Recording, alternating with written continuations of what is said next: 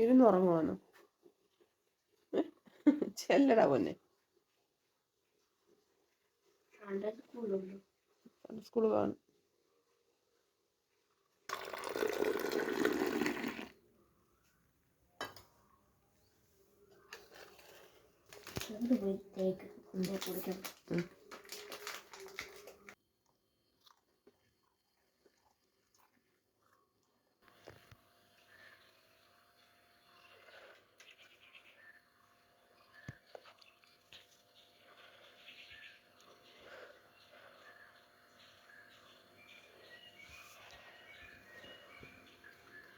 ഇന്ന് കിടന്നുറങ്ങിപ്പോയി പ്രിയങ്ങളെ, ക്ഷീണം കൊണ്ട് താമസിച്ച് പള്ളി പോയിട്ട് ഓടി വരാം കേട്ടോ.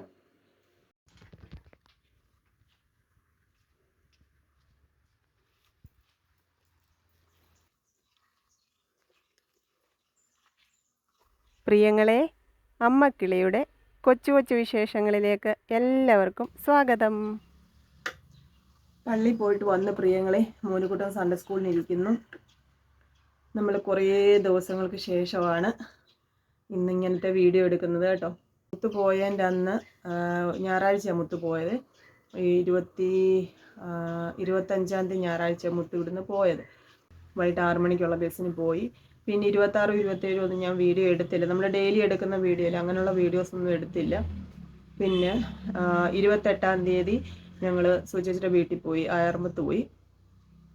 29-ാം തീയതി ആയിരുന്നു മാളുവിൻ്റെ കല്യാണം.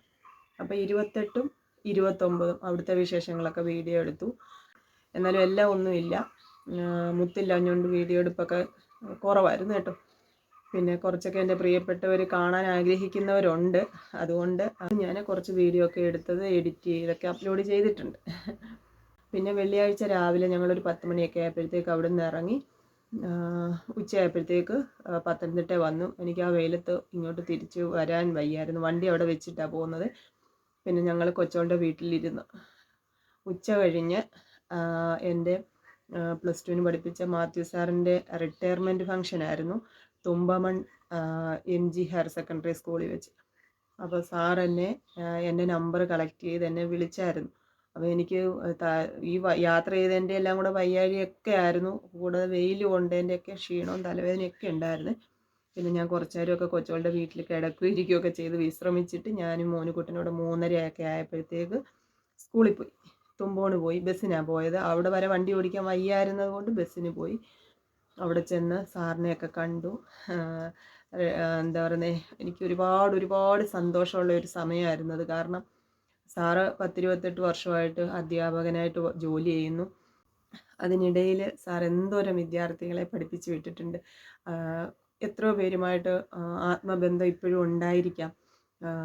ഒരുപാട് പേരുടെ കോണ്ടാക്റ്റ് ഇപ്പോഴും സാറിനുണ്ടാവും. പക്ഷെ സാറ് എൻ്റെ നമ്പർ ഇല്ലാഞ്ഞതുകൊണ്ട് സാറോട്ടത്തൊന്ന് വാങ്ങിച്ച് എന്നെ വിളിച്ചു വരണമെന്ന് പറഞ്ഞു. എനിക്കത് എൻ്റെ ജീവിതത്തിൽ ഏറ്റവും വലിയൊരു അവാർഡാണ്. കാരണം എന്താ പറയുക, വിദ്യാഭ്യാസപരമായിട്ട് ഞാൻ ആഗ്രഹിച്ച രീതിയിലൊന്നും എനിക്ക് പഠിച്ചിറങ്ങാൻ പറ്റിയില്ല. എൻ്റെ ജീവിത സാഹചര്യങ്ങൾ അതിനെന്നെ അനുവദിച്ചില്ല. എനിക്കെന്നും എൻ്റെ മരണം വരെ ഒരു തീരാത്ത ദുഃഖം തന്നെയാണ്. എനിക്ക് പഠിക്കാൻ ആഗ്രഹമുണ്ടായിരുന്ന സമയത്ത് പഠിക്കാൻ കഴിഞ്ഞില്ല എന്നുള്ളത്. അപ്പോൾ ഈ കഴിഞ്ഞൊരിടയ്ക്ക് ഞാൻ ഇക്കാര്യം പറഞ്ഞപ്പം കുറേ പ്രിയപ്പെട്ടവർ പറഞ്ഞു എത്ര വയസ്സായാലും പഠിക്കുന്നതിന് കുഴപ്പമില്ലാന്ന്. പക്ഷെ ഇപ്പോഴത്തെ എൻ്റെ മാനസികാവസ്ഥയും എൻ്റെ ജീവിത സാഹചര്യവും എൻ്റെ അവസ്ഥയൊന്നും അതിന് പറ്റിയതല്ല. എനിക്ക് നേടാൻ പറ്റാത്ത വിദ്യാഭ്യാസം എൻ്റെ കുഞ്ഞുങ്ങൾക്കുണ്ടാവണമെന്ന് ആഗ്രഹിച്ച് ജീവിക്കുന്ന ഒരു സമയമാണിപ്പോൾ. അന്നെന്ന് പറഞ്ഞാൽ എനിക്ക് പഠിക്കണം എന്നുള്ള ആത്മാർത്ഥമായ ആഗ്രഹത്തിൽ ജീവിച്ച സമയമാണ്. പഠിച്ച് നല്ലൊരു ജോലി സമ്പാദിക്കണം. ഏറ്റവും ആഗ്രഹിച്ചിരുന്ന ജോലി എന്ന് പറഞ്ഞാൽ ഒരു ടീച്ചറാവുക എന്നുള്ളതായിരുന്നു. കാരണം ഒരുപാട് മാതൃകാ അധ്യാപകർ എൻ്റെ മുന്നിലുണ്ടായിരുന്നു എൻ്റെ പഠന സമയത്തൊക്കെ. അതിലൊരാൾ മാത്യു സാറാണ്. സാറ് എന്ന് പറയുന്നത് ഒരു വിദ്യാർത്ഥിയെ വാർത്തെടുക്കുന്നതിന് അധ്യാപകർക്ക് വലിയ പങ്കുണ്ട്. അപ്പം എന്താ പറയുക, ക്ലാസ്സിൽ ഒരു ക്വസ്റ്റ്യൻ ചോദിച്ച് എഴുന്നേറ്റ് മറുപടി പറയാൻ അറിയാമെങ്കിൽ പോലും മടിയുണ്ടായിരുന്ന എന്നെ ഒരു സ്കൂൾ മാഗസിൻ, അതും കാതലിക്കറ്റ് ഹയർ സെക്കൻഡറി സ്കൂളിലെ +1 അനുവദിച്ചതിൻ്റെ 2ാമത്തെ ബാച്ചായിരുന്നു ഞാൻ പഠിച്ചത്. ആ സമയത്ത് ആദ്യമായിട്ടാണ് സ്കൂൾ മാഗസിൻ അവിടെ പബ്ലിഷ് ചെയ്തത്. ആ സ്കൂൾ മാഗസിനിൽ സ്റ്റുഡൻറ്റ് എഡിറ്റർ എന്നുള്ള ഒരു പോസ്റ്റിൽ എൻ്റെ പടം വരാൻ കാരണം മാത്യു സാറാണ്. ഒരിക്കലും അതിനു വേണ്ടിയിട്ട് ഞാനൊരു എഫേർട്ടും എടുത്തിട്ടില്ല. ഞാൻ കുറച്ച് എഴുതും, കുറച്ച് കവിതകൾ എഴുതും, കഥകൾ എഴുതും എന്നുള്ളതല്ലാതെ എനിക്ക് പ്രത്യേകിച്ച് വലിയ കഴിവുകളൊന്നുമില്ലായിരുന്നു. പക്ഷേ മലയാളത്തിന് എനിക്ക് നല്ല മാർക്കുണ്ടായിരുന്നു. കാരണം സാറിനോടുള്ള ഒരു സ്നേഹവും ബഹുമാനവും, ഒപ്പം എനിക്ക് മലയാളം ഭയങ്കര ഇഷ്ടമുള്ള വിഷയമായിരുന്നു. അപ്പോൾ അതൊക്കെയെന്ന് വെച്ചാൽ അതൊക്കെ വലിയ വലിയ സ്പെഷ്യൽ മെമ്മറീസാണ് അന്നത്തേക്ക്. അപ്പോൾ ഇത്രയും വർഷങ്ങൾക്ക് ശേഷവും എന്നെ ഇത്രയും വിദ്യാർത്ഥികളുടെ ഇടയിൽ വളരെ ചുരുക്കം പേരെയാണ് സാർ ചിലപ്പോൾ വിളിച്ചിട്ടുണ്ടാവുക. അതിൽ ഒരാളാവാൻ കഴിയുക എന്ന് പറയുന്നത് എനിക്ക് പറഞ്ഞറിയിക്കാൻ പറ്റില്ല പ്രിയങ്ങൾ. അത്രയും സന്തോഷമുള്ളൊരു സമയമായിരുന്നു. വെളിയിൽ നിന്ന് നോക്കുന്നവർക്ക് അത് അത്ര വലിയ പ്രത്യേകതകളൊന്നുമില്ല. പക്ഷേ എന്നെ സംബന്ധിച്ച് ഞാൻ ഒന്നും ആവാതെ പോയ ഒരു വിദ്യാർത്ഥിയെ, ഒരു വിദ്യാഭ്യാസത്തിലൂടെ എന്തെങ്കിലും ഒരു നിലയിൽ എത്തിയ ഒരാളെന്ന നിലയിലല്ല എന്നെ വിളിച്ചത്.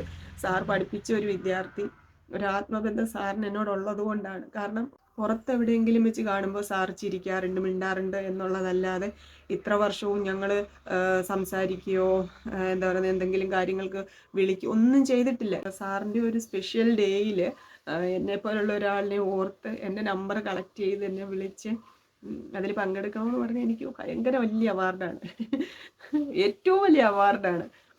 അപ്പോൾ അത് അന്നത്തെ ആ ദിവസം എന്ന് പറഞ്ഞാൽ എനിക്ക് സന്തോഷത്തിൻ്റെതായിരുന്നു. ഞങ്ങളവിടെ ചെന്ന് ഞാനും മോനിക്കുട്ടനും കൂടെ പോയി ഞങ്ങൾ സാറിനെ കണ്ടു. അവിടെ നിന്ന് ഇറങ്ങി ഞങ്ങൾ ബസ്സിന് പത്തനംതിട്ട വന്ന് കൊച്ചുകളുടെ അടുക്ക പോയി ബാഗും അതെല്ലാം അവിടെ ഇരിക്കുകയായിരുന്നു. അതെല്ലാം എടുത്തിട്ട് ഞങ്ങൾ തിരിച്ച് വണ്ടിയൊക്കെ എടുത്തുകൊണ്ട് ഞാനും മോനിക്കുട്ടനും വീട്ടിൽ വന്നു. അന്നും വീഡിയോ ഒന്നും എടുത്തില്ല. ചേച്ചി എടുക്കുന്ന തിരിച്ച് പോരുന്നതിന് അന്നൊക്കെ നമ്മൾ വീഡിയോ എടുക്കുന്നതാണ്. അന്നെന്തോ എനിക്ക് വീഡിയോ എടുക്കണമെന്ന് തോന്നിയില്ല, എടുത്തില്ല. അങ്ങനെ ഞങ്ങൾ രാത്രി ഒരു 7 മണിയൊക്കെ ആയപ്പോഴത്തേക്ക് ഞാനും മോനുകുട്ടനും ഇങ്ങ് വീട്ടിൽ വന്നു. പിന്നെ ശനിയാഴ്ച രാവിലെ ജോലിക്ക് പോയി. 3 ദിവസത്തെ അവധി കഴിഞ്ഞുള്ള ജോലിക്ക് പോക്കാണ്. അപ്പോൾ അതിൻ്റേതായിട്ടുള്ള ജോലിയൊക്കെ അവിടെ പെൻഡിങ് ആയിരുന്നു. അപ്പോൾ അതൊക്കെ കുറച്ചെല്ലാം ഒതുക്കി പെറുക്കിയൊക്കെ തീർത്ത് വെച്ചു. ഒരുപാട് ബില്ല് എൻട്രി ചെയ്യാനുണ്ടായിരുന്നു. അതൊക്കെ കുറേയൊക്കെ എൻട്രി ചെയ്ത് വെച്ചു, ഇനിയുണ്ട്. അങ്ങനെ നമ്മുടെ മാളുക്കുട്ടിയുടെ കല്യാണമൊക്കെ കണ്ട് അതിലൊക്കെ പങ്കെടുത്ത് സന്തോഷമുള്ളൊരു ദിവസങ്ങളായിരുന്നു. ഇനി കുറേ പണികൾ ചെയ്ത് തീർക്കാനുണ്ട് വീട്ടിൽ. ഒന്നാമത്തേത് തുണി കഴുകലാണ്. വാഷിംഗ് മെഷീനകത്ത് ഇടാൻ പറ്റാത്ത കുറേ തുണികൾ വാരി വെച്ചിട്ടുണ്ട്. അതെല്ലാം കഴുകിയിടണം പ്രിയങ്ങളെ. അപ്പം അയവള്ളി കെട്ടാൻ ഞാനൊരു പയ്യനെ വിളിച്ചിട്ടുണ്ടായിരുന്നേ. പഴയ കയർ വെച്ച് ഞാൻ അയവള്ളി കെട്ടിച്ചിട്ടുണ്ടായിരുന്നു. അത് നമ്മൾ തുണിയിട്ട് കുറേ പൊട്ടിപ്പോയി, രണ്ട് മൂന്നെണ്ണം പൊട്ടിപ്പോയി. അപ്പം പുതിയ കയറൊക്കെ മേടിച്ച് വെച്ചേക്കുന്നു. അതിടയ്ക്ക് വരാമെന്ന് പറഞ്ഞിട്ട് എനിക്ക് സമയമില്ല. അതുകൊണ്ട് ഞാൻ പറഞ്ഞു കല്യാണമൊക്കെ കഴിഞ്ഞിട്ട് വരട്ടെ എന്നിട്ട് വിളിക്കാം. അപ്പോൾ വിളിച്ചിട്ടുണ്ട്. അത് വന്ന് അയവള്ളിയൊക്കെ കെട്ടണം, തുണികളെല്ലാം കഴുകിയിടണം. ചോറ് വെച്ചു. ഇന്നലെ നമ്മൾ രാത്രിയിൽ റൈസ് കുക്കറിനകത്ത് ചോറ് വെച്ചായിരുന്നു. പിന്നെ ഞാൻ കുറച്ച് മീൻ മേടിച്ച് വെച്ചിട്ടുണ്ട്, അത് കറി വെക്കണം. കപ്പ തിന്നാൻ ഭയങ്കര ആക്രാന്തമായിരുന്നു. അതുകൊണ്ട് ഇന്നലെ വന്ന വഴിക്ക് നമുക്ക് പച്ചക്കറി എല്ലാം തീർന്നിരിക്കുമായിരുന്നു. അപ്പോൾ പച്ചക്കറി വാങ്ങിച്ചതിൻ്റെ കൂട്ടത്തിൽ കപ്പയൊക്കെ മേടിച്ചുകൊണ്ട് വെച്ചിട്ടുണ്ട്. അപ്പോൾ രാവിലെ ഞാൻ പള്ളിയിൽ പോയിട്ട് വന്നപ്പോൾ മാമൻ കുറേ തവണ കോൾ ചെയ്തിട്ടുണ്ടായിരുന്നു. പിന്നെ അവരിവിടെ ചക്ക നിൽപ്പുണ്ട് കേട്ടോ, ചക്ക ഇടാൻ വരുന്നുണ്ട് എന്ന് പറഞ്ഞു.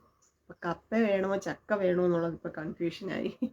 അപ്പോൾ ചക്ക എന്തായാലും പഴിപ്പിക്കാനും പറ്റുന്നതാണ്, വരിക്കച്ചക്കയാണ്. നമുക്ക് നോക്കാം. കപ്പ കളയാൻ പറ്റത്തില്ലല്ലോ, ഇന്നലെ മേടിച്ചുകൊണ്ട് വന്നത്. അത് ഇനി എടുത്തില്ലെങ്കിൽ അത് കറുത്തു. അപ്പോൾ അത് ആഗ്രഹം തോന്നിയത് കൊണ്ട് അതിന്ന് എന്തായാലും എടുക്കണം. അപ്പോൾ കപ്പയും വേവിക്കണം, മീൻകറിയും വെക്കണം, ചോറിരിപ്പുണ്ട്, മോരുകറിയുണ്ട്, മെഴുക്ക് വരട്ടിയുണ്ട്. അപ്പം അത്യാവശ്യം ഇന്നത്തെ ജോലി തീർക്കാനുള്ളത് തുണി കഴുകാണ്. നാളെ മുതൽ നമ്മുടെ പഴയ ഒരു റൂട്ടീനിലേക്ക് മാറുകയാണ്. അപ്പോൾ ഒരുപാട് പ്രിയപ്പെട്ടവർ നമ്മുടെ വീഡിയോസിന് വേണ്ടിയിട്ട് കാത്തിരുന്നവരുണ്ട്, കാത്തിരുന്ന് മടുത്തു എന്ന് പറഞ്ഞവരുണ്ട്. അതൊക്കെയെന്ന് വെച്ചാൽ ഞങ്ങളോടുള്ള ഒരു കുടുംബത്തിലെ അംഗത്തിനോടുള്ള സ്നേഹം പോലെ തോന്നുന്നത് കൊണ്ടാണ്. അല്ലാതെ വെറുതെ പുറത്തുള്ള ഒരാളിനോട് അത് കണ്ടില്ലെങ്കിൽ എന്താണെന്ന് വിചാരിക്കേണ്ട ആവശ്യമുള്ളൂ. അപ്പോൾ അങ്ങനെയുള്ള എൻ്റെ ചക്കര മുത്തുമണികളോടെല്ലാം സ്നേഹമുണ്ട് കേട്ടോ. പിന്നെന്താണ്, ഇത്രയൊക്കെയാണ് പ്രിയങ്ങളെ വിശേഷം. ചായ കുടിച്ചിട്ടാണ് രാവിലെ പോയത്. ചായ കുടിക്കണമെന്നില്ല, എന്തെങ്കിലും ഒന്ന് കഴിക്കണം. അപ്പോൾ നോക്കട്ടെ, എന്തെങ്കിലും ഉണ്ടോ എന്ന് നോക്കട്ടെ. എന്തെങ്കിലും ലഘുവായിട്ട് കഴിച്ചിട്ട് ജോലികളിലേക്ക് കടക്കട്ടെ കേട്ടോ. ഞങ്ങൾ ഇന്ന് പ്ലാവ് വെളുപ്പിക്കാൻ പോവാണ് പ്രിയങ്ങളെ. ഒരാളെ കിട്ടിയിട്ടുണ്ട്. വിളഞ്ഞ് പഴുത്ത് അവിടെ നിന്നതൊക്കെ കാണാൻ പറ്റുമോ?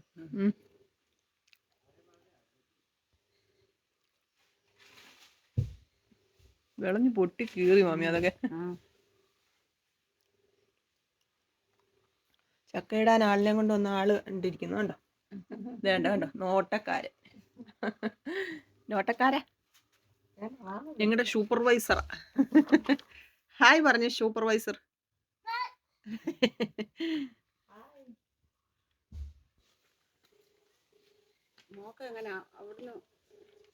എനിക്ക് ആ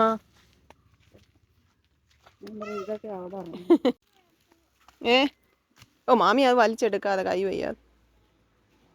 അയ്യോ എൻ്റെ ഡപ്പമ്മേ, ഒരാൾ ചക്ക പൊറുക്കാൻ വന്നിരിക്കുന്നു. കയ്യെ കറ പറ്റും കുഞ്ഞു. ഇനി പോരെ, അപ്പൂപ്പ എടുത്തോളൂ, അപ്പൂപ്പ എടുത്തോളൂ വന്ന്. തകൃതിയായിട്ട് നടക്കുക. ഈ വിശക്കുന്നു പ്രിയങ്ങളെ. ഞാൻ ഈ ഉപ്പ് ബിസ്ക്കറ്റ് തിന്നുക.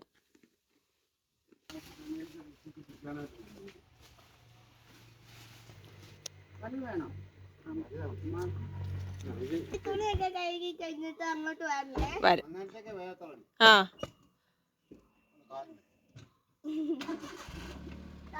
ടാറ്റാ. നിങ്ങളെ പൈസ കൊടുക്കാം.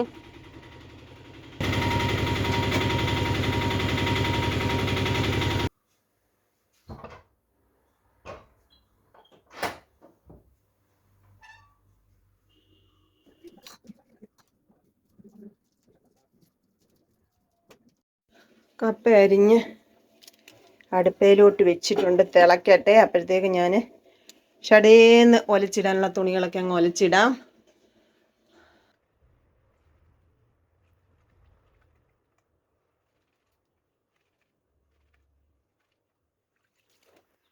സോമിനി മാമി, സരസമ്മ മാമി,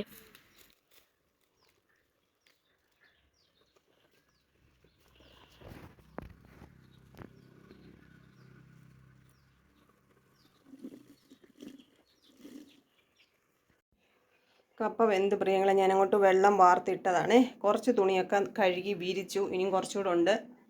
കപ്പ അങ്ങോട്ട് കപ്പയ്ക്ക് അരപ്പരച്ച് വെക്കാം. ഇപ്പോൾ നമ്മുടെ വീഡിയോസൊക്കെ കാണി നമ്മുടെ ഫാമിലിയിലുള്ള ഒരാൾ വിളിച്ച് തിരുവനന്തപുരത്തൂന്ന് സംസാരിച്ചു. RCCയിലെ ട്രീറ്റ്മെൻറ്റിലിരിക്കുന്ന ആളാണ്. സർജറിയൊക്കെ കഴിഞ്ഞു. ചിലരെ ജീരകം അരയ്ക്കാറുള്ളൂ, എനിക്ക് ജീരകം അരച്ചിലൊരു വിഷമോ.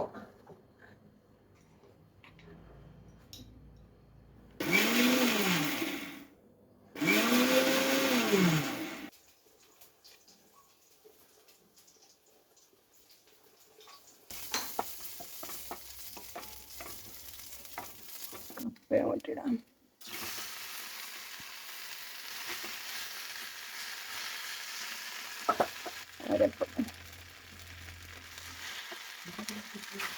നോക്കാം, കുഴച്ചെടുക്കട്ടെ, ടേസ്റ്റ് ഉണ്ടോ എന്ന് നോക്കട്ടെ.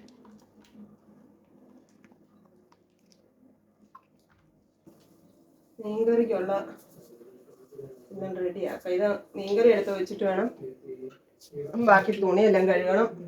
വാഷിംഗ് മെഷീൻ അപ്പോഴത്തേക്ക് ഓഫ് ആകുമായിരിക്കും. ബെഡ്ഷീറ്റൊക്കെ ഇട്ടിട്ടുണ്ട്, അതുകൂടെ എടുത്ത് വിരിക്കാം. മീൻ കഷ്ണങ്ങളൊക്കെ പെറുക്കി ഇങ്ങോട്ട് ഇട്ടിട്ടുണ്ട്. ഇതൊന്ന് റെഡി ആവട്ടെ പ്രിയങ്ങളെ. ഞാൻ അങ്ങോട്ട് ഇറങ്ങുവാണ് തുണി വിരിക്കാൻ.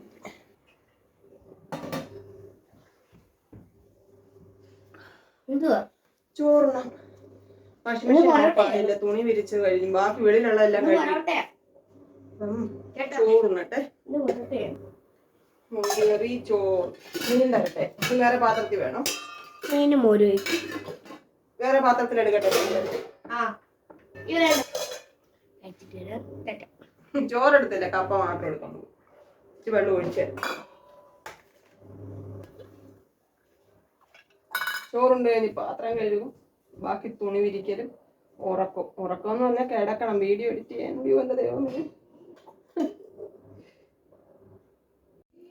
നമ്മുടെ ഉച്ചക്കലത്തെ ഇടം ഞാൻ ഇച്ചിരി ചോറും കപ്പയും, പിന്നെ ഇത് ഇന്നലെ രാത്രി വെച്ചതാട്ടോ, ഉരുളക്കിഴങ്ങും ബീട്രൂട്ടും കൂടെ മെഴുക്ക് പുരട്ടി. മീന് തേടാ മേടിച്ചത്, തേട് കറി, കപ്പ വേവിച്ചത്. കഴിക്കട്ടെ.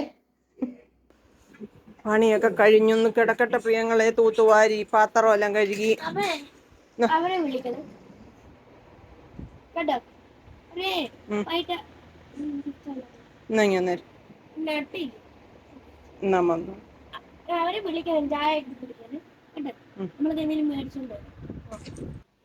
കുറച്ചു നേരം കിടക്കട്ടെ.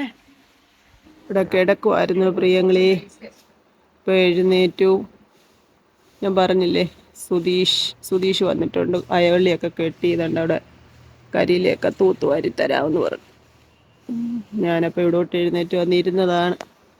കുറേ തുണികളൊക്കെ ഉണങ്ങി, ബാക്കിയൊക്കെ വേണ്ട അയവള്ളി കെട്ടി അതേ വിരിച്ചുകൊണ്ടിരിക്കുവാണ്. അവിടെ എല്ലാം തൂത്തുവാരി അയവള്ളിയെല്ലാം കെട്ടി തന്നു, വൃത്തിയാക്കി. ഞാൻ ചായ ഇടും കേട്ടോ. അപ്പോൾ ചായയുടെ കൂടെ കഴിക്കാനൊന്നുമില്ല. അപ്പോൾ ഇവിടെ ഒരു താഴെ ഒരു കടയുണ്ട്, അവിടെ സുധീഷിനെ വിട്ടു എല്ലാം കഴിക്കാനുണ്ടോ എന്ന് നോക്കാൻ. അവിടെ ചെന്നപ്പോൾ പരിപ്പ് വട മാത്രം ഉണ്ട്. അപ്പോൾ അതും വാങ്ങിച്ചുകൊണ്ട് സുധീഷ് വരുന്നുണ്ട്. അപ്പോൾ ചായയും പരിപ്പ് വടയും കഴിക്കാം. ചക്ക മാമിയൊക്കെ കുറച്ചെടുത്ത് വേവിച്ചേ, പക്ഷേ ഞാൻ ഇന്ന് അങ്ങോട്ട് പോയില്ലല്ലോ, അതുകൊണ്ട് ഇന്നിനിയിപ്പം ഞാൻ പോകുന്നില്ല, എനിക്ക് വയ്യ പ്രിയങ്ങളെ. അതുപോലെ കപ്പ വേവിച്ചതുണ്ടല്ലോ, നാളെ ആവട്ടെ, നാളെ മാമി വേവിച്ച് നോക്കുവാന്ന് വൈകിട്ട് ജോലിയും കഴിഞ്ഞ് വരുമ്പോൾ എടുത്തോണ്ട് വരാം. ഇന്നിപ്പോൾ കപ്പ മതി.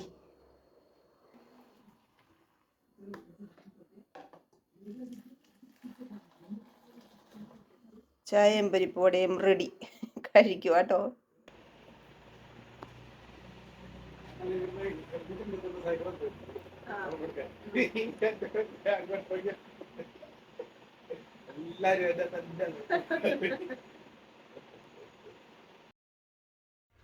പതിവില്ലാതെ അത്രയും തുണിയൊക്കെ കഴുകിയിട്ട് എനിക്ക് വയ്യായിരുന്നു പ്രിയങ്ങളെ. പിന്നെ ചായയൊക്കെ കുടിച്ച് അവിടെ ഇവിടെയൊക്കെ ഇങ്ങനെ ഇരിക്കുകയായിരുന്നു.